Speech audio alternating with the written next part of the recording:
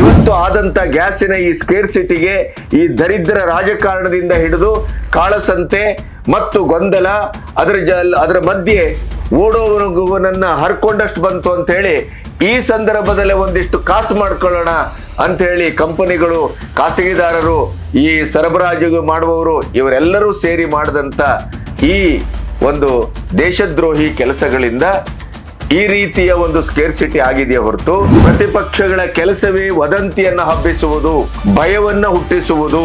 ಅವರಿಗೆ fact and figures ಬೇಕಾಗಿಲ್ಲ, ಪರಿಹಾರದ ಆಲೋಚನೆಯೂ ಬೇಕಾಗಿಲ್ಲ.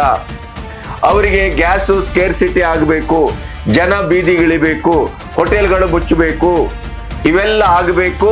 ಅದರಲ್ಲಿ ಅಜ್ಜಿ ಸುಟ್ಟಾಗ ಬೀಡಿ ಹಚ್ಚಿಕೊಳ್ಳುವ ಕೆಲಸವನ್ನ ಅವರು ಮಾಡ್ತಾ ಇದ್ದಾರೆಯೇ ಹೊರತು ಇಲ್ಲಿ ನಮಗೆ ಯಾವ ಸಮಸ್ಯೆಗಳು ಇಲ್ಲ. ದೇಶದ ಜನರೇ ಹೆದರಬೇಡಿ. ಮೋದಿಯವರ ಆಡಳಿತದಲ್ಲಿ ನಿಮಗೆ ಯಾವುದೇ ರೀತಿಯ ಜನರ ದಿಕ್ಕು ತಪ್ಪಿಸಲಿಕ್ಕೆ ನಿಮಗೆ ಅವಕಾಶವೇ ಸಿಗಲಿಲ್ಲ 12 ವರ್ಷ. ಈ ಅವಕಾಶವನ್ನ ಇನ್ನಿಲ್ಲದಂತೆ ಬಳಸಿ ಜನರ ದೃಷ್ಟಿಕೋನವನ್ನ ಬದಲಾಯಿಸಿ ಅರಾಜಕತೆಗೆ ದೇಶವನ್ನು ತಂದೊಡ್ಡಬೇಕು ಅಂತ ಕಾಂಗ್ರೆಸ್ ಹೊರಟಿದೆ. ಅದು ಬಹಳ ಸ್ಪಷ್ಟ. 25,000 ಡೀಲರ್ಗಳ ಮೂಲಕ 50 ಲಕ್ಷ ಸಿಲಿಂಡರ್ಗಳನ್ನ ವಿತರಣೆ ಮಾಡಲಿಕ್ಕೆ ವಿತಿನ್ ಎ ಮಿನಿಟ್ ನಾವು ವ್ಯವಸ್ಥೆ ಮಾಡ್ತಾ ಇದ್ದೇವೆ. 1 ಲಕ್ಷ ಬಂಕರ್ಗಳಲ್ಲಿ ಯಾವುದೇ ರೀತಿಯ ಗ್ಯಾಸಿನ ತೊಂದರೆಗಳಿಲ್ಲ. ಪ್ರಿಯರೇ, ಇಲ್ಲೊಂದು ಪ್ರಕಟಣೆ ಇದೆ. ಇದು ನಿರುದ್ಯೋಗಿಗಳಿಗೆ ಒಂದು ದೊಡ್ಡ ಸಿಹಿ ಸುದ್ದಿ ಅಂತ ಭಾವಿಸಿದ್ರೆ ತಪ್ಪಲ್ಲ. ಸುಪ್ರೀಂ ಹೀರೋ ಇವತ್ತು ರಾಜ್ಯಾದ್ಯಂತ ಮಾರುಕಟ್ಟೆಗೆ ಲಭ್ಯವಿರುವಂತ ಪ್ರತಿಷ್ಠಿತ ಆಯಿಲ್ ಕಂಪನಿ. ಈ ಕಂಪನಿಗೆ ರಾಜ್ಯಾದ್ಯಂತ ಡಿಸ್ಟ್ರಿಬ್ಯೂಟರ್ ಬೇಕಾಗಿದ್ದಾರೆ, ವಿತರಕರು ಬೇಕಾಗಿದೆ. ನೀವು ಸಂಪರ್ಕಿಸಬಹುದು. ಆಕರ್ಷಕವಾದಂತಹ ಸಂಭಾವನೆ ಇದೆ. ಮತ್ತೆ ಬಹಳ ದೊಡ್ಡ ಕಂಪನಿ ಇದು. ಫೋನ್ ನಂಬರ್ ಇದೆ, ಕಂಪನಿಯ ಮಾಲೀಕರ ಹೆಸರಿದೆ. ಅವರಿಗೆ ನೀವು ಸಂಪರ್ಕಿಸಿದ್ರೆ ಅದರ ಮುಂದಿನ ಎಲ್ಲ ಒಂದು ವಿಲೇವಾರಿಗಳನ್ನು ನೀವು ಮಾಡ್ಕೋಬಹುದು. ನೀವು ಕೂತಲ್ಲೇ ನಿಮ್ಮ ಊರಿನಲ್ಲೇ ಇದರ ವಿತರಣೆಯ ಒಂದು ಜವಾಬ್ದಾರಿಯನ್ನ ತೆಗೆದುಕೊಂಡ್ರೆ ನಿಮ್ಮ ಉದ್ಯೋಗದ ಖಾತ್ರಿತನವನ್ನು ಮಾಡ್ಕೋಬಹುದು, ಬದುಕನ್ನ ಹಸನಾಗಿಸ್ಕೋಬಹುದು. ತಕ್ಷಣ ಸಂಪರ್ಕಿಸಿ.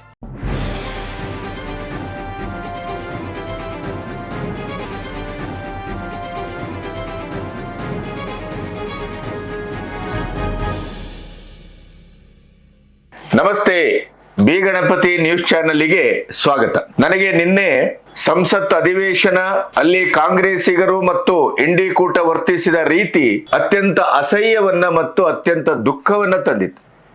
ಯಾಕೆಂತಂದ್ರೆ ದೇಶ ಒಂದು ಆತ್ಯಂತಿಕವಾದಂತ ಸಂದಿಗ್ಧ ಪರಿಸ್ಥಿತಿಯಲ್ಲಿ, ಭಾರತ ಏನು ಕಾಲ್ಕೆರೆದು ಜಗಳಕ್ಕೆ ಹೋಗಿಲ್ಲ. ಭಾರತದ ತಪ್ಪು ನೀತಿಯಿಂದ ಇರಾನ್ ಮತ್ತು ಇಸ್ರೇಲ್ ಅಮೆರಿಕದ ಮಧ್ಯೆ ಯುದ್ಧ ಸಂಘಟಿಸಿಲ್ಲ. ಭಾರತದ ಪಾತ್ರ ಯಾವುದೂ ಇಲ್ಲ ಇದರಲ್ಲಿ. ಗ್ಲೋಬಲೈಸೇಷನ್ ನಲ್ಲಿ ವಿಶ್ವದ ಒಟ್ಟು ವ್ಯಾಪಾರ ವ್ಯವಹಾರ ಕೊಡುಕೊಳ್ಳುವಿಕೆಯ ಹೊತ್ತಲ್ಲಿ ಯಾವ ದೇಶಕ್ಕೆ ಏನೇ ಸಮಸ್ಯೆ ಆದರೂ, ಅದರಲ್ಲೂ ಮುಖ್ಯವಾಗಿ ಮಧ್ಯಪ್ರಾಚ್ಯಕ್ಕೆ ಯುದ್ಧ ಭೀತಿ ತಗಲಿದಾಗ ಅದರ ನೇರ ಹೊಡೆತ ಮತ್ತು ಪಾರ್ಶ್ವ ಎರಡೂ ದಿಕ್ಕಿನಿಂದ ಭಾರತವನ್ನು ಸೇರಿ ಪ್ರಪಂಚದ ಎಲ್ಲಾ ರಾಷ್ಟ್ರಗಳಿಗೂ ಇಂಧನ ಸಮಸ್ಯೆ ಆಗತ್ತೆ. ಈ ಪರಿಸ್ಥಿತಿಯಲ್ಲಿ ಆಡಳಿತ ಪಕ್ಷ ಮತ್ತು ವಿರೋಧ ಪಕ್ಷ ಒಂದಾಗಿ ದೇಶದಲ್ಲಿಯ ತತ್ಕಾಲದ ಒಂದು ಅನಿವಾರ್ಯವಾದಂತ ಸಮಸ್ಯೆಯನ್ನ ಬಗೆಹರಿಸುವುದು ಹೇಗೆ? ಸರ್ಕಾರ ಯಾವೆಲ್ಲ ಒಂದು ಮುತುವರ್ಜಿಯನ್ನು ವಹಿಸ್ತಾ ಇದೆ? ಸಮರೋಪಾದಿಯಲ್ಲಿ ಯಾವ ನಿರ್ಣಯಗಳನ್ನ ತೆಗೆದುಕೊಳ್ತಾ ಇದೆ? ಭಾರತದ ಒಟ್ಟು ಇಂಧನದ ಒಂದು ದಾಸ್ತಾನಿನ ಪ್ರಶ್ನೆ ಏನು? ಅದರ ಪರಿಸ್ಥಿತಿ ಏನು? ಇದನ್ನ ಸಾವಧಾನದಿಂದ ಚರ್ಚೆ ಮಾಡಬೇಕೋ ಅಥವಾ ಅಲ್ಲೂ ತಮ್ಮ ರಾಜಕೀಯದ ಬೇಳೆಯನ್ನ ಬೇಯಿಸ್ಕೊಳ್ಳಿಕ್ಕೆ ಜನವಿರೋಧಿಯಾದಂತ, ದೇಶ ವಿರೋಧಿಯಾದಂತ ನಿಲುವನ್ನ ತೆಗೆದುಕೋಬೇಕು? ಯಾವಾಗಲೂ ಸಂಸತ್ತಿಗೆ ಅದರದೇ ಆದಂತ ಒಂದು ಶಿಸ್ತಿದೆ, ಕ್ರಮ ಇದೆ, ದಾರಿ ಇದೆ, ಸಂವಾದಕ್ಕೆ ಒಂದು ನೆಲೆ ಇದೆ. ಸಾಂವಿಧಾನಿಕವಾಗಿ ನೀವು ನೋಟಿಸ್ ಕೊಡಬೇಕು ಸ್ಪೀಕರಿಗೆ. ಆ ನೋಟಿಸ್ ಅಲ್ಲಿ ನೀವು ಮಾತಾಡುವ ವಿಷಯವನ್ನ ದಾಖಲಿಸಬೇಕು. ನಿನ್ನೆ ಗ್ಯಾಸಿನ ಬಗ್ಗೆ, ಗ್ಯಾಸಿನ ಸ್ಕೇರ್ಸಿಟಿಯ ಬಗ್ಗೆ ಮಾತಾಡ್ತೇನೆ ಅಂತ ಹೇಳಿ ರಾಹುಲ್ ಗಾಂಧಿ ಎಫ್ಟೀನ್ ಬಗ್ಗೆ ಮಾತಾಡ್ತಾರೆ, ಕಾಂಪ್ರಮೈಸ್ ಮಾಡಿದ್ರ ಬಗ್ಗೆ ಮಾತಾಡ್ತಾರೆ. ಆವಾಗ ತಕ್ಷಣ ಓಂ ಬಿರ್ಲಾ ಅವರ ಮೇಲೆ ಅವಿಶ್ವಾಸವನ್ನ, ಗೊತ್ತುವಳಿಯನ್ನ ಮಂಡಿಸಿ ಇಡೀ ಚಾರಿತ್ರಿಕವಾಗಿ ಕಾಂಗ್ರೆಸ್ ಈ ದೇಶಕ್ಕೆ ಮಾಡಿದ ದ್ರೋಹ ಚಿಂತನೆಯ ಪುಟ ಇಂಚನ್ನು NDA ಸರ್ಕಾರದ ಸದಸ್ಯರು ಅದ್ಭುತವಾಗಿಟ್ರು. ಅದನ್ನ ಪ್ರತ್ಯೇಕವಾಗಿ ನಿಮ್ಗೆ ಹೇಳ್ತೇನೆ. ಓಂ ಬಿರ್ಲಾ ನಿನ್ನೆ ಮತ್ತೆ ವಾರ್ನ್ ಮಾಡಿದ್ರು, ನೋಟಿಸ್ ಕೊಟ್ಟ ವಿಷಯಗಳ ಬಗ್ಗೆನೇ ಮಾತಾಡಿ, ಅದರ ಆಚೆ ಮಾತಾಡ್ಲಿಕ್ಕೆ ಹೋದ್ರೆ ನಾನು ಸಹಿಸುವ ಪ್ರಶ್ನೆನೇ ಇಲ್ಲ. ಯಾಕೆಂದ್ರೆ ನಾನು ಸಾಂವಿಧಾನಿಕ ನಡಾವಳಿ ನಿಯಮಾವಳಿಗಳ ಪ್ರಕಾರ ಸಂಸತ್ತನ್ನ ನಡೆಸ್ತೇನೆ. ಮಾನ ಮರ್ಯಾದೆ ಘನತೆ ಗೌರವ ಎಲ್ಲವನ್ನ ಬಿಟ್ಟು ಕೂತವರಿಗೆ ನೀವು ಏನು ಬುದ್ಧಿ ಹೇಳ್ತೀರಿ? ಅದಕ್ಕಾಗಿ ಹೇಳಿದ್ರು ಗೃಹ ಸಚಿವ ಅಮಿತ್ ಶಾ, ಈ ವಿರೋಧ ಪಕ್ಷದ ನಾಯಕರಿಗೆ ಪಾಠ ಮಾಡುವವರು ಯಾರು? ಕಾಂಗ್ರೆಸ್ಸಿನಲ್ಲಿ ಹಿರಿಯ ಮತ್ತು ತಜ್ಞ ಅನುಭವಿ ಎಂಪಿಗಳಿದ್ದಾರೆ, ಅವರಾದರೂ ಈ ಕೆಲಸ ಮಾಡಲಿ ಅಂತಂದ್ರು. ಈ ಮಧ್ಯೆ ನಿನ್ನೆ ಹರ್ದೀಪ್ ಸಿಂಗ್ ಇಂಧನ ಸಚಿವರು ಅತ್ಯಂತ ಅದ್ಭುತವಾಗಿ ನಮ್ಮ ಇಂಧನದ ಒಟ್ಟು ಶಕ್ತಿ ಏನು, ನಮ್ಮ ಸ್ಟಾಕಿನ ಪರಿಸ್ಥಿತಿ ಏನು, ಇನ್ನು ಒಂದು 2-2.5 ತಿಂಗಳ ಒಮ್ಮೆ ಯುದ್ಧ ಮುಂದುವರೆದ್ರೆ ಭಾರತದ ಪರಿಸ್ಥಿತಿ ಏನು, ಭಾರತ ಯಾಕೆ ಇವತ್ತು ಒಂದು ಸ್ಕೇರ್ಸಿಟಿ ಅನ್ನುವಂತ ಒಂದು ಚಿತ್ರಣವನ್ನ ಗ್ಯಾಸಿನ ದೃಷ್ಟಿಯಲ್ಲಿ ಹೊಂದ್ತಾ ಇದೆ, ಅದಕ್ಕೆ ಏನು ಕಾರಣ?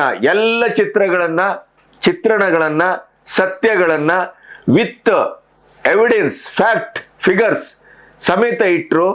ಆದರೆ ಈ ದರಿದ್ರ ಇಂಡಿ ಕೂಟ ಅದನ್ನ ಕೇಳಲಾರದೆ ದೇಶಕ್ಕೂ ಕೇಳಿಸಬಾರದು ಅನ್ನುವ ಕಾರಣಕ್ಕಾಗಿ F-18 ಅಂತ ಅಲ್ಲಿ ಬೊಬ್ಬೆ ಹೊಡಿತಾ ಇತ್ತು, ಬೊಗಳುತ್ತಾ ಇತ್ತು. ಅದರ ಮಧ್ಯೆನೂ ಅದು ಸರಿಯಾದ ರೀತಿಯಲ್ಲಿ ಇಂಧನದ ಚಿತ್ರಣವನ್ನ ಕೊಟ್ಟಿದ್ದಾರೆ. ಮತ್ತು ಅವರ ಮೊದಲ ವಾಕ್ಯವೇ ಭಾರತೀಯರೇ, ಕಮರ್ಷಿಯಲ್ ಗ್ಯಾಸಿನ ಯಾವುದೇ ಸ್ಕೇರ್ಸಿಟಿಯೂ ಈ ದೇಶಕ್ಕಿಲ್ಲ, ಹೆದರಬೇಡಿ.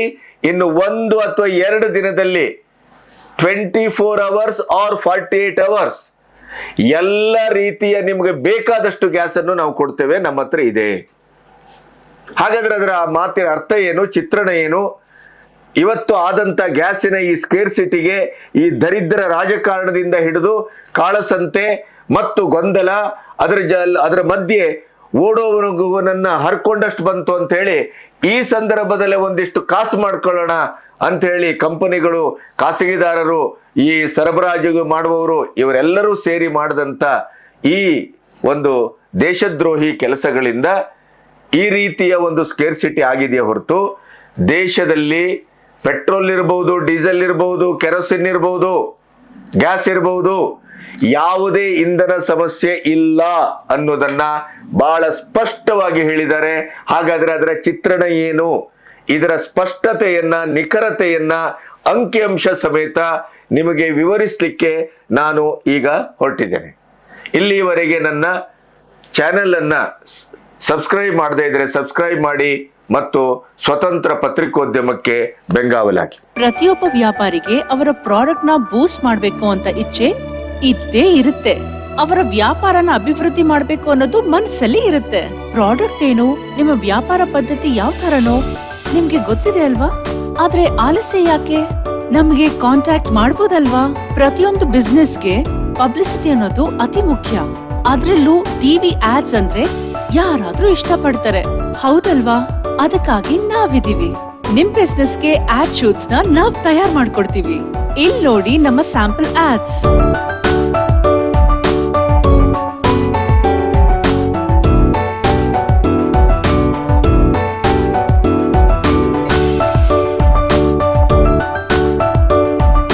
ನೋಡಿದ್ರಲ್ವಾ ಈ ವಿಡಿಯೋ ಆಡ್ಸ್ ಎಷ್ಟು ಚೆನ್ನಾಗಿದೆ ಅಲ್ವಾ? ಸ್ಕ್ರೀನ್ ಮೇಲಿರೋ ನಂಬರ್ಸ್ಗೆ ಕಾಂಟ್ಯಾಕ್ಟ್ ಮಾಡಿ. ನಿಮ್ಮ ಶಾಪ್ ಇರ್ಬೋದು, ಪ್ರಾಡಕ್ಟ್ ಇರ್ಬೋದು, ಆದ್ರೆ ಬ್ರ್ಯಾಂಡಿಂಗ್ ಅನ್ನೋದು ಅತಿ ಮುಖ್ಯ ಅಲ್ವಾ? ಮೊದಲನೇದಾಗಿ ಗ್ಯಾಸ್ ಸಿಗತ್ತೆ ಹೆದರಬೇಡಿ, ಗಾಬರಿ ಬಿದ್ದು ಸಿಲಿಂಡರ್ ಬುಕ್ ಅನ್ನ ಮಾಡಬೇಡಿ. ವದಂತಿಗಳಿಗೆ, ಊಹಾಪೋಹಗಳಿಗೆ ಕಿವಿಗೊಡಬೇಡಿ. ಪ್ರತಿಪಕ್ಷಗಳ ಕೆಲಸವೇ ವದಂತಿಯನ್ನ ಹಬ್ಬಿಸುವುದು, ಭಯವನ್ನ ಹುಟ್ಟಿಸುವುದು. ಅವರಿಗೆ ಫ್ಯಾಕ್ಟ್ ಅಂಡ್ ಫಿಗರ್ಸ್ ಬೇಕಾಗಿಲ್ಲ, ಪರಿಹಾರದ ಆಲೋಚನೆಯೂ ಬೇಕಾಗಿಲ್ಲ. ಅವರಿಗೆ ಗ್ಯಾಸ್ ಸ್ಕೇರ್ಸಿಟಿ ಆಗಬೇಕು, ಜನ ಬೀದಿಗಿಳಿಬೇಕು, ಹೋಟೆಲ್ಗಳು ಮುಚ್ಚಬೇಕು, ಇವೆಲ್ಲ ಆಗಬೇಕು. ಅದರಲ್ಲಿ ಅಜ್ಜಿ ಸುಟ್ಟಾಗ ಬೀಡಿ ಹಚ್ಕೊಳ್ಳುವ ಕೆಲಸವನ್ನ ಅವರು ಮಾಡ್ತಾ ಇದ್ದಾರೆಯೇ ಹೊರತು ಇಲ್ಲಿ ನಮಗೆ ಯಾವ ಸಮಸ್ಯೆಗಳು ಇಲ್ಲ. ದೇಶದ ಜನರೇ ಹೆದರಬೇಡಿ. ಗ್ಯಾಸ್, ಸೀಮೆಎಣ್ಣೆ, ಪೆಟ್ರೋಲ್, ಡೀಸೆಲ್ 2 ತಿಂಗಳಿಗೆ, ಕನಿಷ್ಠ 2 ತಿಂಗಳಿಗೆ ಆಗುವಷ್ಟು ನಮ್ಮಲ್ಲಿ ಸ್ಟಾಕ್ ಇದೆ, ಏನೂ ಹೆದರಬೇಡಿ. ತೈಲೋತ್ಪನ್ನಗಳಿಗೆ ಯಾವ ತೊಂದರೆಯೂ ಇಲ್ಲ. ಹೋರ್ಮುಜ್ ಜಲಸಂಧಿ ಬಿಟ್ಟು ಈಗ ನಮಗೆ ಸಮಸ್ಯೆ ಆದದ್ದೇನು, ಅದನ್ನು ಈಗ ಜೈಶಂಕರ್ ಮಾತುಕತೆಯ ಮೂಲಕ ಅಲ್ಲಿ ಇರಾನ್ ಸಚಿವ ಅಬ್ಬಾಸ್ ಅರಗ್ಜಿ ಅವರೊಟ್ಟಿಗೆ 3 ಸುತ್ತಿನ ಮಾತುಕತೆಯನ್ನು ಮಾಡಿದ್ದಾರೆ. ನಿನ್ನೆ ಪ್ರಥಮ ಬಾರಿಗೆ ಯುದ್ಧ ಆರಂಭ ಆದ ನಂತರ ಲೈಬೇರಿಯನ್ ಧ್ವಜ ಹೊಂದಿದ್ದ ಭಾರತದ ಕ್ಯಾಪ್ಟನ್ ಮುನ್ನಡೆಸ್ತಾ ಇದ್ದಂಥ ಎಮರ್ಜೆನ್ಸಿಯಲ್ಲಿ ಬಳಸಬಹುದಾದಂಥ ತಂತ್ರಜ್ಞತೆಯನ್ನು ಬಳಸಿ 1.35 ಲಕ್ಷ ಟನ್ ಅಂದ್ರೆ 10 ಲಕ್ಷ ಬ್ಯಾರಲ್ ಕಚ್ಚಾ ತೈಲ ಹೊಂದಿರುವಂತ ಹಡಗು ಮುಂಬೈಗೆ ಸುರಕ್ಷಿತವಾಗಿ ಬಂದು ಮುಟ್ಟಿದೆ. ಹೊರ್ಮುಜ್ ಜಲಸಂಧಿಯಲ್ಲಿ 28 ಭಾರತೀಯ ಕಚ್ಚಾ ತೈಲಿನ ಹಡಗು ನಿಂತಿದೆ. ಈಗಾಗಲೇ ಜೈಶಂಕರ್ ಇರಾನಿನ ಅಬ್ಬಾಸ್ ಅವರೊಟ್ಟಿಗೆ ಮಾತುಕತೆ ಮಾಡಿದರೆ ಆ 3 ಸುತ್ತಿನ ಮಾತುಕತೆ ಯಶಸ್ವಿಯಾಗಿದೆ. ಆದ್ರಿಂದ ಭಾರತದ ಹಡಗಿಗೆ ಯಾವುದೇ ಸಮಸ್ಯೆಯನ್ನು ಮಾಡುವುದಿಲ್ಲ. ಇನ್ನಿತರ ಅಮೆರಿಕ ಮತ್ತು ಇಸ್ರೇಲಿಗೆ ಪೂರಕವಾಗಿ ನಿಂತ ದೇಶಗಳ ಹಡಗನ್ನ ಬಿಡುವ ಪ್ರಶ್ನೆಯೇ ಇಲ್ಲ ಅಂತ ಈಗ ಹೊಸತಾಗಿ ಇರಾನಿನ ಅಧ್ಯಕ್ಷರಾಗಿ ಆಯ್ಕೆಯಾದಂಥ ಖಮೇನಿ ಅವರ ಮಗ ನಿನ್ನೆ ಮತ್ತೆ ಪುನರುಚ್ಚಾರ ಮಾಡಿದ್ದಾರೆ. ನಮಗೆ ಯಾವ ಸಮಸ್ಯೆಯೂ ಆಗುವುದಿಲ್ಲ ಅನ್ನೋದು ನಮ್ಮ ಡಿಪ್ಲೊಮೆಸಿ, ನಮ್ಮ ವಿದೇಶಾಂಗ ನೀತಿ ಎಷ್ಟು ಪ್ರಬಲವಾಗಿದೆ, ಸ್ನೇಹಶೀಲವಾಗಿದೆ ಅನ್ನೋದಕ್ಕೆ ಇರಾನ್ನೊಟ್ಟಿಗೆ ಜೈಶಂಕರ್ ಮಾತಾಡಿದ ಮಾತುಕತೆಯ ಯಶಸ್ಸು, ನಿನ್ನೆ 10 ಲಕ್ಷ ಬ್ಯಾರಲ್ ಹೊಂದಿರುವಂತ ಹಡಗು ಸುರಕ್ಷಿತವಾಗಿ ಮುಂಬೈಗೆ ಬಂದದ್ದು ಸಾಕ್ಷಿ. ರಾಹುಲ್ ಗಾಂಧಿ ಹೇಳ್ತಾ ಇದ್ರಲ್ಲ, ನಮ್ಮ ಆರ್ಥಿಕತೆ ಕುಸಿದಿದೆ, ವಿದೇಶಾಂಗ ನೀತಿ ಕೆಟ್ಟೋಗಿದೆ, ಅದರ ಪರಿಣಾಮ ಅಂತ ನೋಡ್ಕೊಳ್ಳಿ. ಈಗ ಎಂಥ ಸಂದರ್ಭದಲ್ಲಿ ಎಂಥ ದೇಶದೊಟ್ಟಿಗೆ ಎಂಥ ಮಾತುಕತೆ, ಅದು ಯಶಸ್ವಿಯಾಗಿ. ಹೋರ್ಮುಜ್ ಜಲಸಂಧಿಯನ್ನ ಬಿಟ್ರೆ ನಮಗೆ ಮುಖ್ಯವಾದಂಥ ಆಮದಿನ ಒಂದು ಸಾಧ್ಯತೆ ಏನು ಅನ್ನೋದನ್ನು ಕೂಡ ಹರ್ದೀಪ್ ಸಿಂಗ್ ಹೇಳಿದ್ದಾರೆ. 70% ಪರ್ಯಾಯವಾಗಿ ನಾವು ಇಂಧನವನ್ನ ತರಿಸ್ಕೊಳ್ತಾ ಇದ್ದೇವೆ, ನೀವೇನು ಹೆದರಬೇಕಾಗಿಲ್ಲ. 25,000 ಡೀಲರ್ಗಳ ಮೂಲಕ 50 ಲಕ್ಷ ಸಿಲಿಂಡರ್ಗಳನ್ನ ವಿತರಣೆ ಮಾಡಲಿಕ್ಕೆ ವಿತಿನ್ ಎ ಮಿನಿಟ್ ನಾವು ವ್ಯವಸ್ಥೆ ಮಾಡ್ತಾ ಇದ್ದೇವೆ. 1 ಲಕ್ಷ ಬಂಕರ್ಗಳಲ್ಲಿ ಯಾವುದೇ ರೀತಿಯ ಗ್ಯಾಸಿನ ತೊಂದರೆಗಳಿಲ್ಲ, ಅದನ್ನು ಸ್ಪಷ್ಟಪಡಿಸಿದ್ದಾರೆ. ಕಾಳಸಂತೆ ಗ್ಯಾಸ್ ಮಾರಿದರೆ ಹುಷಾರ್, ನಿಮ್ಮ ಲೈಸೆನ್ಸ್ ಇಂದ ಹಿಡಿದು ಪ್ರತಿಯೊಂದನ್ನು ಬ್ಲಾಕ್ ಲಿಸ್ಟ್ಗೆ ಹಾಕ್ತೇವೆ ಅಂತ ಪ್ರಧಾನಿ ಗುಡುಗಿದ್ದಾರೆ. ಇನ್ನು ನಮ್ಮ ಲೋಕಲ್ ಬಂದ್ರೆ ಧರ್ಮಸ್ಥಳ, ಶೃಂಗೇರಿ, ಹೊರನಾಡು, ಸಿದ್ಧಗಂಗಾ, ಮಲೆಮಹದೇಶ್ವರ ಬೆಟ್ಟ, ಚಾಮುಂಡಿ ದೇವಸ್ಥಾನ, ಇಲ್ಲಿ ಕಟ್ಟಿಗೆ ವಿದ್ಯುತ್ತು, ಸೌರ ವಿದ್ಯುತ್ತು, ಗೋಬರ್ ಗ್ಯಾಸ್ ಬಳಸಿ ಅನ್ನದಾಸೋಹಕ್ಕೆ ಯಾವುದೇ ತೊಂದರೆ ಆಗದೆ ಇದ್ದಾಗೆ ವ್ಯವಸ್ಥೆ ಮಾಡಲಾಗಿದೆ. ಇವತ್ತು ಅಥವಾ ನಾಳೆಯಿಂದ ಗ್ಯಾಸ್ ಸಿಲಿಂಡರ್ ಕೂಡ ಸರಬರಾಜು ಆಗತ್ತೆ. ಇದಿಷ್ಟು ಆರಂಭಿಕವಾಗಿ ಹರ್ದೀಪ್ ಸಿಂಗ್ ಅವರು ನಿನ್ನೆ ಲಿಖಿತವಾದಂತ ಉತ್ತರವನ್ನ ಸಂಸತ್ತಿನಲ್ಲಿ ದೇಶದ ಜನತೆಗೆ ಕೊಟ್ಟಂಥದ್ದು. ಅದರ ಪೂರ್ಣ ವಿವರಗಳನ್ನ ಮುಂದೆ ನಿಮ್ಮೊಟ್ಟಿಗೆ ಚರ್ಚಿಸ್ತೇನೆ. ಸಿಲಿಂಡರ್ ಸಮಸ್ಯೆ ಸಂಸತ್ತಿನಲ್ಲಿ ಪೂರ್ಣ ವಿವರವನ್ನ ಸಚಿವರು ನೀಡಿದ್ರು ಕೂಡ ಕಾಂಗ್ರೆಸ್ಸಿನವರಿಗೆ ಸಮಾಧಾನ ಆಗಲಿಲ್ಲ. ಅವರು ಕೂಗ್ತಾನೆ ಇದ್ರು, ಬೊಗಳ್ತಾನೆ ಇದ್ರು. ಅವರ ಉದ್ದೇಶ ಏನು ಅಂತಂದ್ರೆ ಸ್ಕೇರ್ಸಿಟಿ ಆಗಬೇಕು, ಸರ್ಕಾರವನ್ನ ತರಾಟೆಗೆ ತೆಗೆದುಕೋಬೇಕು, ಸರ್ಕಾರದ ಮೇಲೆ ಜನರ ವಿಶ್ವಾಸ ಕಡಿಮೆ ಆಗಬೇಕು, ಈ ರೀತಿಯ ಪ್ರೊಪಗಾಂಡ ನರೇಟಿವ್ ಅನ್ನ ಸೃಷ್ಟಿ ಮಾಡುವುದೇ ಅವರ ಉದ್ದೇಶವೇ ಹೊರತು ಯಾವುದೇ ಕಾರಣಕ್ಕೂ ಇಂಥ ಸಂದಿಗ್ಧ ಪರಿಸ್ಥಿತಿಯಲ್ಲಿ ಭಾರತವನ್ನ ರಕ್ಷಿಸುವುದು ಹೇಗೆ, ಭಾರತವನ್ನ ನಾವು ಈ ಒಂದು ಅನಿವಾರ್ಯವಾದಂಥ ಪರಿಸ್ಥಿತಿಯಿಂದ ಆಚೆ ತರುವುದು ಹೇಗೆ, ಅದಕ್ಕೆ ನಾವು ಆಡಳಿತ ಪಕ್ಷದೊಟ್ಟಿಗೆ ಭುಜಕ್ಕೆ ಭುಜ ಕೊಟ್ಟು ಹೆಗಲಿಗೆ ಹೆಗಲೆ ಕೊಟ್ಟು ಎಲ್ಲ ರಾಜಕಾರಣವನ್ನ ಬದಿಗಿಟ್ಟು ನಾವು ದೇಶದ ಸುರಕ್ಷತೆಗಾಗಿ ನಾವು ಕೈ ಜೋಡಿಸಬೇಕು ಅನ್ನುವಂಥ ಯಾವ ಸುಬುದ್ಧಿಯೂ ಇಲ್ಲ ಅವರಿಗೆ. ಇದನ್ನ ಇನ್ನಿಷ್ಟು ಕೆಡಿಸಿ ರಾಜಕೀಯ ಮಾಡಿ ಗಬ್ಬೆಬ್ಬಿಸಿ ಜನರನ್ನ ಗೊಂದಲಕ್ಕೀಡು ಮಾಡಿ ದೇಶವನ್ನ ಅರಾಜಕತೆಗೆ ತರಬೇಕು ಅನ್ನೋದೇ ಅವರ ಉದ್ದೇಶ. ಮತ್ತೆ ಮೂಲಭೂತವಾಗಿ ಹರ್ದೀಪ್ ಸಿಂಗ್ ನೇರವಾಗಿ ಆರೋಪ ಮಾಡದೇ ಇದ್ರು ಕೂಡ ಅವರು ಕಾಳಸಂತೆ ಇತ್ಯಾದಿ ಶಬ್ದಗಳನ್ನು ಬಳಸಿದ್ದಾರೆ. ಇಲ್ಲಿ ಸ್ಪಷ್ಟವಾದಂತ ರಾಜಕೀಯ ಇದೆ. ಮೋದಿಯವರ ಆಡಳಿತದಲ್ಲಿ ನಿಮಗೆ ಯಾವುದೇ ರೀತಿಯ ಜನರ ದಿಕ್ಕು ತಪ್ಪಿಸಲಿಕ್ಕೆ ನಿಮಗೆ ಅವಕಾಶವೇ ಸಿಗಲಿಲ್ಲ 12 ವರ್ಷ. ಈ ಅವಕಾಶವನ್ನ ಇನ್ನಿಲ್ಲದಂತೆ ಬಳಸಿ ಜನರ ದೃಷ್ಟಿಕೋನವನ್ನು ಬದಲಾಯಿಸಿ ಅರಾಜಕತೆಗೆ ದೇಶವನ್ನು ತಂದೊಡ್ಡಬೇಕು ಅಂತ ಕಾಂಗ್ರೆಸ್ ಹೊರಟಿದೆ. ಅದು ಬಹಳ ಸ್ಪಷ್ಟ. ನೋಡಿ, ಈ ಇರಾನಿನ ಯುದ್ಧದ ಪರಿಣಾಮ ಯಾವ ಮಟ್ಟದಲ್ಲಾಗಿದೆ ಅಂತಂದ್ರೆ, ಮೂಲತಃ ಇಂಧನದ ವ್ಯವಸ್ಥೆ, ಆ ಮೂಲಕವೇ ವಿಶ್ವವನ್ನ ಕಂಟ್ರೋಲ್ ಮಾಡ್ತಾ ಇರುವಂತದ್ದು ಮಧ್ಯಪ್ರಾಚ್ಯ ಮುಸ್ಲಿಂ ರಾಷ್ಟ್ರಗಳು. 58 ಮುಸ್ಲಿಂ ರಾಷ್ಟ್ರಗಳು ಪ್ರಕ್ಷುಬ್ಧವಾಗಿದೆ. ಸ್ವತಃ ಪಾಶ್ಚಾತ್ಯ ರಾಷ್ಟ್ರಗಳಿಂದ ಹಿಡಿದು ಮಧ್ಯಪ್ರಾಚ್ಯದ ರಾಷ್ಟ್ರದವರೆಗೂ ತೈಲದ ಸ್ಕೇರ್ಸಿಟಿಯನ್ನ ಅನುಭವಿಸ್ತಾ ಇದೆ, ದೈನಂದಿನ ಚಟುವಟಿಕೆಯನ್ನ ನಿಲ್ಲಿಸಿದೆ. ಭಾರತ ಮಾತ್ರ ವಿಶ್ವದಲ್ಲಿ ಸುರಕ್ಷಿತವಾಗಿದೆ. ನೆನಪಿಡಿ, ಇಷ್ಟು ಹೇಳಿದ ತಕ್ಷಣ ನೀವು ಮೋದಿ ಬಕೆಟ್ ಅಂತೀರಿ. ನಮಗೆ ಮೋದಿ ಬಕೆಟ್ ಅಲ್ಲ, ಮೋದಿ ಟ್ಯಾಂಕ್ ಆಗೋದಿದ್ರು ಚಿಂತೆ ಇಲ್ಲ. ದೇಶವನ್ನ ಕಾಪಾಡುವ ಒಬ್ಬ ನಾಯಕನ ಹಿಂದೆ ನಾವು ನಿಂತಿದ್ದೇವೆ ಅಂತಾದ್ರೆ ಅದು ನಮ್ಮ ಪತ್ರಿಕೋದ್ಯಮದ, ವಾಕ್ ಸ್ವಾತಂತ್ರ್ಯದ, ಪತ್ರಕರ್ತನ ಒಂದು ಅದ್ಭುತವಾದಂತ ಸಾರ್ಥಕ್ಯದ ಕ್ಷಣ ಅಂತ ನಾನು ಭಾವಿಸ್ತೇನೆ. ನೋಡಿ, ಜಪಾನ್, ದುಬೈ, ಜರ್ಮನಿ, ಚೀನಾ, ದುಬೈಯೂ ಸೇರಿದೆ ನೆನ್ಪಿಡಿ. ಇವುಗಳು ಇಂಧನ ಸಮಸ್ಯೆಯಿಂದ ಅಂಗಡಿ ಮುಂಗಟ್ಟುಗಳನ್ನು ಬಂದ್ ಮಾಡಿದೆ, ಹೋಟೆಲ್ಗಳನ್ನ ಬಂದ್ ಮಾಡಿದೆ, ಮಾರುಕಟ್ಟೆಗಳನ್ನ ಬಂದ್ ಮಾಡಿದೆ. ಜಸ್ಟ್ ಲೈಕ್ ಏನು ಕರೋನಾ ಬಂದಾಗ ಯಾವ ರೀತಿ ನಿರ್ಬಂಧ ಹೇರಿದ್ರೋ ಅದೇ ರೀತಿಯಲ್ಲಿ ಶಾಲಾ ಕಾಲೇಜು ಬಂದಾಗಿದೆ, ಆನ್ಲೈನ್ ಕ್ಲಾಸಸ್ ಆರಂಭ ಆಗಿದೆ. ಬಹುತೇಕ ವಾಹನಗಳು, ಖಾಸಗಿ ವಾಹನಗಳು ಬೀದಿಗೆ ಇಳಿಬೇಡಿ ಅಂತ ವಾರ್ನ್ ಮಾಡಲಾಗಿದೆ. ಈ ಎಲ್ಲ ರೀತಿಯ ದುಬೈಗೂ ಇಂಥ ಸಮಸ್ಯೆ ಅಡರಿದೆ ಅಂತ ಆದ್ರೆ ನಮ್ಮ ದೇಶ ಎಷ್ಟು ಸುರಕ್ಷಿತವಾಗಿದೆ, ಯಾವುದೇ ಸಮಸ್ಯೆ ಇಲ್ಲ ಅನ್ನೋದಕ್ಕೆ ಅವರು ಸಂಪೂರ್ಣ ವಿವರನ್ನ ಕೊಟ್ಟಿದ್ದಾರೆ. ಅದನ್ನು ನಿಮಗೆ ಎದುರು 1 by 1 ಹೇಳ್ತಾ ಹೋಗ್ತೇನೆ. ಯುದ್ಧ ಮುಂದುವರಿದರೆ, ಭಾರತಕ್ಕೆ ಯುದ್ಧದ ಮಧ್ಯೆಯೂ ಕೂಡ ಡಿಪ್ಲೊಮಸಿಯಲ್ಲಿ ನಾವು ವಿನ್ ಆಗಿದ್ದೇವೆ. ಹೋರ್ಮುಜನ್ನ ಬೇರೆಯವರಿಗೆ ಬಿಡ್ತಾರೋ ಇಲ್ವೋ ನನಗೆ ಗೊತ್ತಿಲ್ಲ, ಆದರೆ ನಮ್ಮ ವಿದೇಶಾಂಗ ನೀತಿ, ನಮ್ಮ ಸ್ನೇಹ ಸಂಬಂಧ ಇರಾನ್ನೊಟ್ಟಿಗೆ ಇರುವಂತ ರೀತಿಯಲ್ಲಿ ಅಲ್ಲಿಯ ಸಚಿವರು ಮತ್ತು ಮಾತುಕತೆಯ ಮೂಲಕ ಹೋರ್ಮುಜ್ನಲ್ಲಿ 28 ಹಡಗೆ ನಿಂತಿದೆ. ಅದನ್ನು ಬಿಡುವಂತ ಸಾಧ್ಯತೆಗಳು ದಟ್ಟವಾಗಿದೆ, ಹಸಿರಾಗಿದೆ. ಹಾಗಾದ್ರೆ ಭಾರತದಲ್ಲಿ ಗ್ಯಾಸ್ ಸ್ಟೋರೇಜು ಎಷ್ಟಿದೆ ಅಂತ ನೀವು ಗಮನಿಸಿದ್ರೆ, ಗ್ಯಾಸ್ ಸ್ಟೋರೇಜ್ನು ಇನ್ನೂ 2 ತಿಂಗಳಿಗೆ ಆಗುವಷ್ಟು ಯಾವುದೇ ಸಮಸ್ಯೆಗಳು ನಮಗಿಲ್ಲ.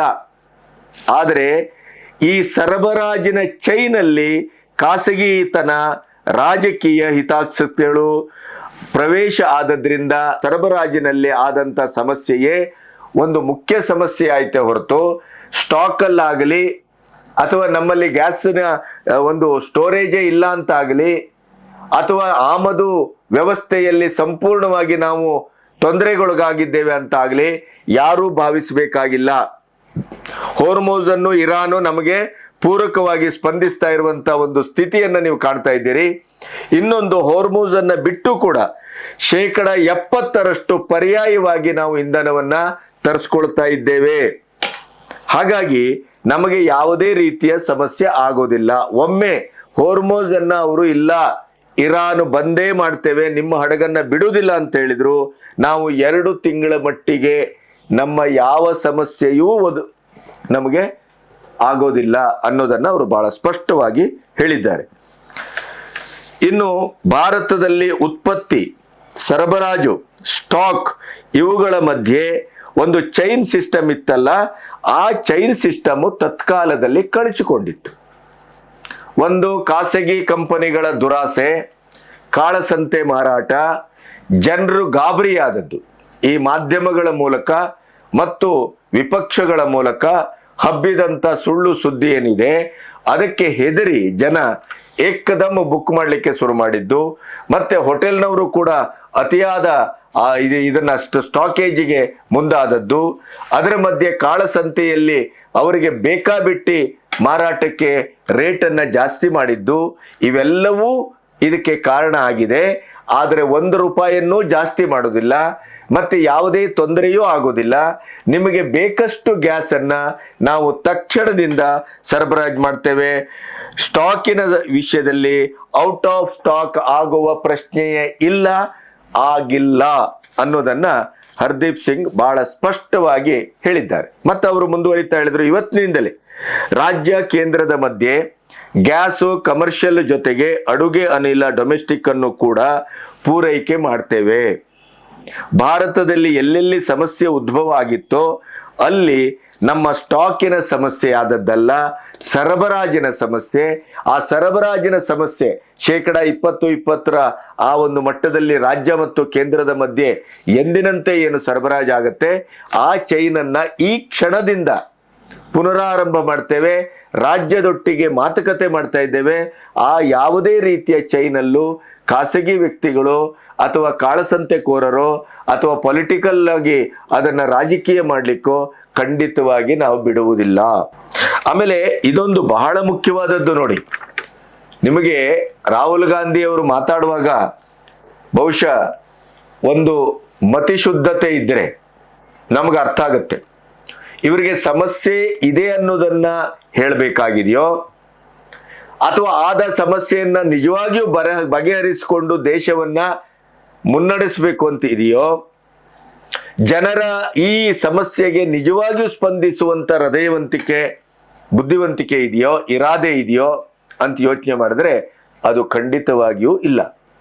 ಆದರೆ ಸರ್ಕಾರ ಯಾವ ರೀತಿಯ ಸಮರೋಪಾದಿಯಲ್ಲಿ ಕೆಲಸ ಮಾಡ್ತಾ ಇದೆ ಅನ್ನೋದಕ್ಕೆ ಭಾರತ ಡೊಮೆಸ್ಟಿಕ್ ಪ್ರೊಡಕ್ಷನ್, ಭಾರತದ ಒಳಗಡೆ ಗ್ಯಾಸು ಏನು ಉತ್ಪನ್ನ ಆಗ್ತಾ ಇದೆಯಲ್ಲ ಅದನ್ನ ಕಳೆದ 5 ದಿನಗಳಲ್ಲಿ 28% ಹೆಚ್ಚಿಸಲಾಗಿದೆ. ನೋಡಿ, ಕಾರ್ಯಕ್ಷಮತೆ ಅಂದ್ರೆ ಇದರ್ರಿ, ಸ್ಪಂದನ ಅಂದ್ರೆ ಇದು, ಸಮಸ್ಯೆಗೆ ಪರಿಹಾರವನ್ನ ಸಮರೋಪಾದಿಯಲ್ಲಿ ಹುಡುಕುವುದು ಅಂದ್ರೆ ಇದು. ಕಳೆದ 5 ದಿನದಲ್ಲಿ ಡೊಮೆಸ್ಟಿಕ್ ಪ್ರೊಡಕ್ಷನ್ ಅನ್ನ ಗ್ಯಾಸ್ನಲ್ಲಿ 28% ಏರಿಸಲಾಗಿದೆ, ಹೆಚ್ಚಳಾಗಿದೆ. ಹಾಗಾಗಿ ಕಮರ್ಷಿಯಲ್ ಸಿಲಿಂಡರ್ ಸಮಸ್ಯೆ ಭಾರತವನ್ನ ಕಾಡುವ ಪ್ರಶ್ನೆಯೇ ಇಲ್ಲ. ಹರ್ದೀಪ್ ಸಿಂಗ್ ಅತ್ಯಂತ ನೇರ, ಸ್ಪಷ್ಟ, ನಿಖರ ಮಾಹಿತಿ ಅಷ್ಟೇ ಅಲ್ಲ, ಅಂಕಿಅಂಶಗಳ ಸಮೇತ ನಿನ್ನೆ ಸಂಸತ್ತಿನಲ್ಲಿ ಅದನ್ನ ಬಿಚ್ಚಿಟ್ರು. ಅವರ ಪೂರ್ಣ ಪಾಠವನ್ನ, ಅವರ ಇಡೀ ನಿನ್ನೆ ಸಂಸತ್ತಿನಲ್ಲಿ ಗ್ಯಾಸಿಗೆ ಸಂಬಂಧಪಟ್ಟು ಏನು ಅಂಕಿಅಂಶ ಕೊಟ್ಟರೋ ಅದನ್ನ ನಿಮ್ಮೆದುರಿಡ್ತೇವೆ. Honorable Speaker, sir, I rise to inform.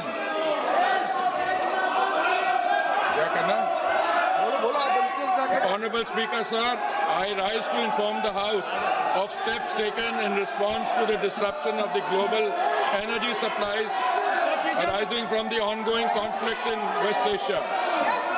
The world has not faced a moment like this in modern energy history.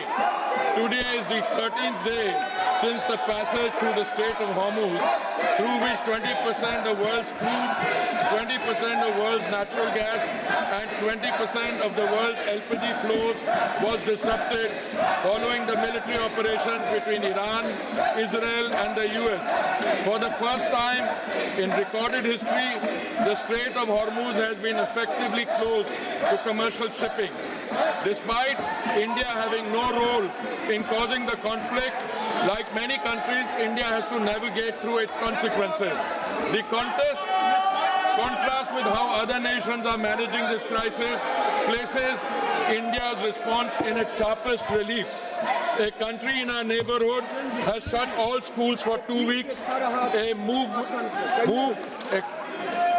moved government offices to 4-day work week, ordered 50% of public employees to work from home, cut fuel allowances for official vehicles by half, and taken 60% of government vehicles off the road. This country has experienced the largest single fuel price increase in its history, with petrol up approximately 20% in a week. ಆಮೇಲೆ ಇನ್ನೊಂದು ಬಹಳ ಸ್ಪಷ್ಟವಾಗಿ ಹೇಳಿದ್ರು, ರಾಜ್ಯ ಸರ್ಕಾರವನ್ನ ಯಾವುದೇ ಕಾರಣಕ್ಕೂ ignore ಮಾಡುವ ಪ್ರಶ್ನೆ ಇಲ್ಲ. ಅವರೊಟ್ಟಿಗೆ ಕೋಆರ್ಡಿನೇಷನ್ ಇದೆ. ಅದರ ಜೊತೆಗೆ ಕೃತಕ ಮಾರ್ಕೆಟು ಮತ್ತು ಕೃತಕ ಅಭಾವ, ರೇಟನ್ನು ಖುಷಿ ಬಂದಂಗೆ ಏರಿಸುವುದು, ಈ ವಿಷಯಗಳಲ್ಲಿ ರಾಜ್ಯದೊಟ್ಟಿಗೆ ಸಮಾಲೋಚನೆ ಮಾಡ್ತಾ ಇದ್ದೇವೆ, ಮಾತುಕತೆ ಮಾಡ್ತಾ ಇದ್ದೇವೆ. ಆ ರೀತಿಯ ಸಮಸ್ಯೆ ಆಗದೇ ಇದ್ದಾಗೆ ಕಠಿಣವಾದ ಕಾನೂನಿನ ಕ್ರಮವನ್ನು ತೆಗೆದುಕೊಳ್ತಾ ಇದ್ದೇವೆ. ಸರಬರಾಜಿನ ಲಿಂಕಲ್ಲಿ ಆದಂಥ ತತ್ಕಾಲದ ಈ ಒಂದು ಆರ್ಟಿಫಿಷಿಯಲ್ ಆದಂಥ ಏನು ಪ್ರಾಬ್ಲಮ್ ಇದೆ ಅದನ್ನು ಸರಿಪಡಿಸ್ತೇವೆ. ಕಮರ್ಷಿಯಲ್ ಸಿಲಿಂಡರ್ಗಳನ್ನು ಹೆಚ್ಚೆಚ್ಚು ಸರಬರಾಜು ಮಾಡುವ ಮೂಲಕ ಈಗಿನ ಸ್ಕೇರ್ಸಿಟಿಯನ್ನ ನೀಗಿಸಲಿಕ್ಕೆ ಪ್ರಥಮ ಆದ್ಯತೆಯನ್ನು ನೀಡಲಾಗಿದೆ.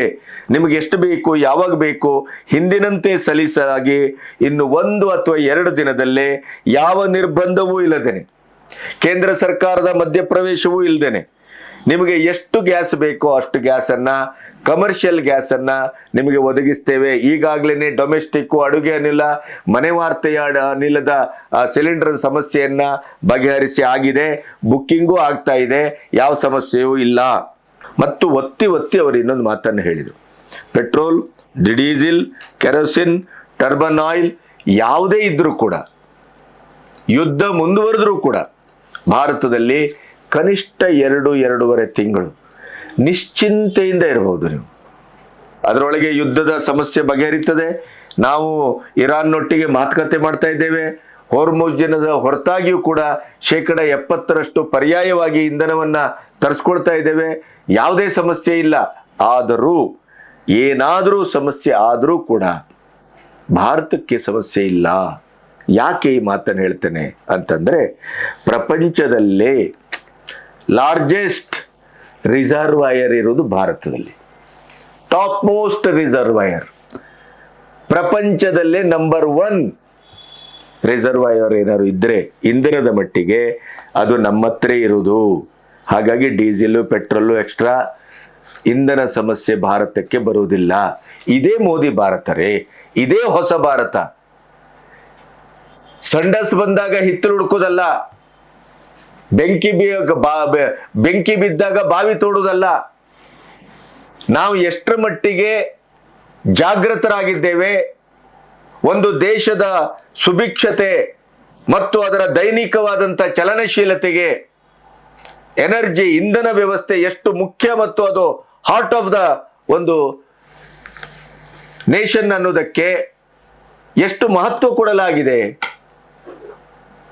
ಈ ಎಲ್ಲ ಇನ್ಫ್ರಾಸ್ಟ್ರಕ್ಚರ್ ಅನ್ನ ಬೆಳೆಸ್ಕೊಂಡದ್ದು 2014 ಮೊದಲು ಆಮದು ಮಾಡ್ಕೊಳ್ತಾ ಇರುವಂತ ದೇಶಗಳ ಸಂಖ್ಯೆ 27 ಮಾತ್ರ ಇತ್ತು. ಅದನ್ನ 47ಕ್ಕೆ ಏರಿಸಲಾಗಿದೆ. ಬರೀ ಸುಮ್ಮನೆ ಮಾಡಿದ್ದಲ್ಲ.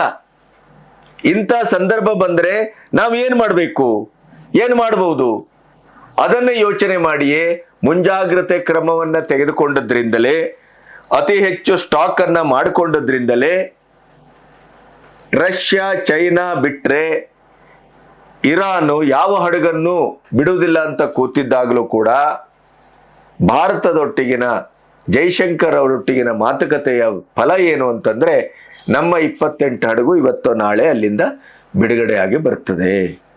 ಇಂಥ ಒಂದು ಡಿಪ್ಲೊಮಸಿಯನ್ನ, ವಿದೇಶಾಂಗ ವ್ಯವಹಾರದ ಬದ್ಧತೆ, ಸಿದ್ಧತೆ, ಸ್ನೇಹಶೀಲತೆಯನ್ನ ಭಾರತ ಅಳವಡಿಸ್ಕೊಂಡಿದೆ. ಭಾರತ ಯಾವತ್ತೂ ಯಾರೊಟ್ಟಿಗೂ ಅನಾವಶ್ಯಕವಾದಂಥ ಜಗಳವನ್ನಾಗಲಿ ಅಥವಾ ಕಿರಿಕಿರಿಯನ್ನಾಗಲಿ ಮಾಡಿಕೊಂಡೇ ಇಲ್ಲ. ಎಲ್ಲರೊಟ್ಟಿಗೂ ಸೌಹಾರ್ದತೆ ಇದೆ, ಎಲ್ಲರೊಟ್ಟಿಗೂ ನಮ್ಮದೇ ಒಂದು ಮಾತುಕತೆಯ ವ್ಯವಹಾರ ಇದೆ. ಚೈನಾ, ಜಪಾನು, ಜರ್ಮನ್ನು, ದುಬಾಯಿ ಇಂಥ ದೇಶಗಳೇ ಇವತ್ತು ತೊಂದರೆಗೆ ಒಳಗಾದಾಗಲೂ ಕೂಡ ಭಾರತ ಯಾವ ಸಮಸ್ಯೆಯನ್ನು ಎದುರಿಸ್ತಾ ಇಲ್ಲ ಇಂಧನದ ಮಟ್ಟಿಗೆ. ಆದರೆ ಸಮಸ್ಯೆ ಆಗಿರೋದು ವಿರೋಧ ಪಕ್ಷಗಳಿಗೆ.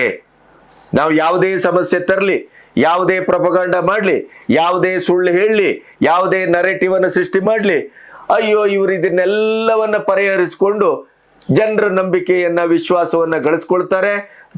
ಬಂದ ಚುನಾವಣೆಯಲ್ಲಿ ಜೈಬೇರಿಯನ್ನ ಬಾರಿಸ್ತಾ ಇದ್ದಾರಲ್ಲ, ಏನ್ ಮಾಡೋದು ಅಂತ ತಲೆ ಮೇಲೆ ಕೈ ಹೊತ್ಕೊಳ್ಳುವ ಕೆಲಸ ವಿರೋಧ ಪಕ್ಷದ್ದೇ ಹೊರತು ಆಡಳಿತ ಪಕ್ಷದ್ದಲ್ಲ. ದೇಶಕ್ಕೆ ಅರ್ಥ ಆಗಿ ಹೋಗಿದೆ, ವಿರೋಧ ಪಕ್ಷ ವಿರೋಧಕ್ಕಾಗಿ ಮಾತ್ರ ಇದೆಯೇ ಹೊರತು ಅದು ರಚನಾತ್ಮಕವಾದ ದೇಶವನ್ನ ಕಟ್ಟುವುದರ ಬಗ್ಗೆ ವಿರೋಧ ಪಕ್ಷದಲ್ಲಿದ್ದು ಆಡಳಿತ ಪಕ್ಷವನ್ನ ಎಚ್ಚರಿಸುವ ಕೆಲಸವನ್ನ ಮಾಡ್ತಾ ಇಲ್ಲ ಅನ್ನೋದು ಎಲ್ಲರಿಗೂ ಅರ್ಥ ಆಗಿದೆ. ಕೊನೆಯದಾಗಿ ಏನು ಅಂತಂದ್ರೆ, ಯಾರೂ ಹೆದರಬೇಕಾಗಿಲ್ಲ, ಯಾವುದೇ ರೀತಿಯ ಇಂಧನ ಸಮಸ್ಯೆ ಆಗಿಲ್ಲ. ಮತ್ತೆ ರಾಹುಲ್ ಗಾಂಧಿ ಹೇಳುವ ಹಾಗೆ ಯಾವ ರೀತಿಯಲ್ಲೂ ಇಂಧನ ಸಮಸ್ಯೆಯನ್ನ ಭಾರತ ಎದುರಿಸ್ತಾ ಇಲ್ಲ ಅನ್ನೋದನ್ನ ದೇಶಕ್ಕೆ ಇಂಧನ ಸಚಿವರು ಮತ್ತು ಪ್ರಧಾನಿಗಳು, ಇಡೀದಾದಂಥ NDA ಸರ್ಕಾರ ಅತ್ಯಂತ ಭರವಸೆಯನ್ನ ಬಾಯಿ ಉಪಚಾರಕ್ಕೆ ಕೊಟ್ಟಿದ್ದಲ್ಲ, ಕ್ರತುಶಕ್ತಿಯ ಮೂಲಕ ಅಂಕಿಅಂಶಗಳ ಮೂಲಕ, ಪ್ರಬಲವಾದ ಇನ್ಫ್ರಾಸ್ಟ್ರಕ್ಚರ್ ಮೂಲಕ ಕೊಟ್ಟಿದೆ. ಹಾಗಾಗಿ ಯಾರು ಯಾವ ಕಾರಣಕ್ಕೂ ಹೆದರಬೇಕಾದಂಥ ಸ್ಥಿತಿಯಲ್ಲಿ ಭಾರತ ಇಲ್ಲ. ವಿಶ್ವ ಎದೆಗುಂದಿದೆ, ಪಾಶ್ಚಿಮಾತ್ಯ ರಾಷ್ಟ್ರಗಳು ಎದೆಗುಂದಿದೆ. ಮಧ್ಯಪ್ರಾಚ್ಯದ ತೈಲವನ್ನ ಕೊಡುವ, ತೈಲವನ್ನೇ ಹಡೆಯುವ ದೇಶಗಳು ಇವತ್ತು ಇಕ್ಕಟ್ಟು ಬಿಕ್ಕಟ್ಟಿಗೆ ಸಿಲುಕಿದೆಯೇ ಹೊರತು ಭಾರತ ಅದೆಲ್ಲ ಬಿಕ್ಕಟ್ಟಿನಿಂದ ಹೊರತಾಗಿ ನಿಂತಿದೆ, ಸುಭಿಕ್ಷವಾಗಿದೆ, ಸ್ವತಂತ್ರವಾಗಿದೆ, ಶಕ್ತಿಶಾಲಿಯಾಗಿದೆ.